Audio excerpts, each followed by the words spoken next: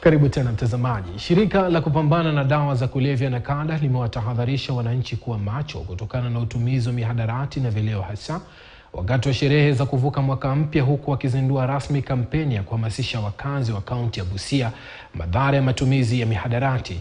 Akizungumza mjini Busia wakati wa uzinduzi huo, mkurugenzi wa NACADA Patrick Obura amesema kuwa ajali nyingi katika kaunti ya Busia zimesababishwa na matumizi ya mihadarati, huku akiwataka wahudumu wa pikipiki kuwa waangalifu na kujitenga na unywaji wa vileo wanapoendesha pikipiki zao. Angekuja na regional commissioner, lakini regional commissioner. Pombe ni mojawapo ya sababu ambazo ajali nyingi zinafanyika hasa maeneo haya ya Busia na mji za karibu. Tayari kufikia wiki iliyopita tulikuwa tumepoteza watu 4139, na utagundua kwamba ajali hizi nyingi zinasababishwa na ulevi na utumiaji wa mihadarati.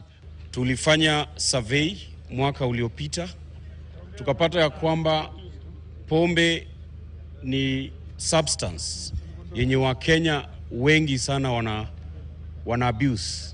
Percentage ilitoka kama 11.8, lakini hii region yetu ya Busia average prevalence ya matumizi ya pombe ni 23%. Tukipunguza utumizi wa mihadarati, ajali barabarani zitakwisha. Mazishi na matanga zitapungua. Disco matanga itaenda.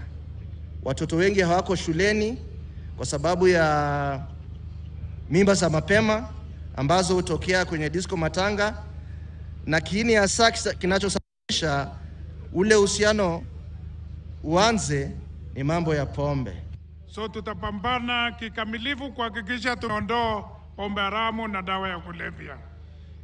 Tunaomba wananchi watusaidie, walete report kwa chief police ndio tuangamize pombe haramu pamoja na dawa ya kulevya.